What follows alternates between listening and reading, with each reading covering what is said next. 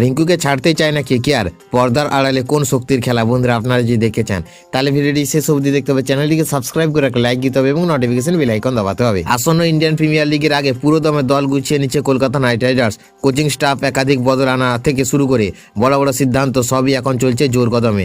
15ই November Venkateswara, Andre রাসেলের মতো তারকা ক্রিকেটারদের ছেড়ে দিয়ে সবাইকে চমকে দিয়েছে কেকেআর। কিন্তু একই সময়ে দল থেকে রেখেছে সুনীল নারায়ণ এবং বরুণ চক্রবর্তী এবং রিঙ্কু সিং এর মতো মুখগুলোকে। আর এখানেই বড় প্রশ্ন, রাসেলকে ছেড়ে দেওয়া হলে রিঙ্কুকে কেন বারবার রিটার্ন করে কেকেআর? 2018 সালে 40 লাখে রিঙ্কু সিং যোগ দেন কলকাতা নাইট রাইডার্সে। তারপর থেকে 2026 সিজন পর্যন্ত টানা 8 বার তাকে রিটার্ন করেছে ফ্র্যাঞ্চাইজটি। কেন? কারণ খুব সহজ, সাম্প্রতিক সময়ে রিঙ্কুর ফর্ম দুর্দান্ত। ঘরোয়া ক্রিকেটে হোক বা টি20, তিনি একের পর এক ম্যাচে প্রভাব ফেলেছেন, বিশেষ করে ফিনিশারের ভূমিকায়। বর্তমানে রিঙ্কুর মতো ধারাবাহিক এবং নির্ভরযোগ্য ক্রিকেটার কেকেআরের কাছে আর নেই। 2023 সালের এই অবিশ্বাস্য ম্যাচ, শেষ ওভারে 5টি ছক্কা, আজও বলেনি কেউ। সেই ম্যাচের পর থেকে রিঙ্কুকে নাইট শিবিরের রত্ন বলে মনে করছেন ক্রিকেট মহল।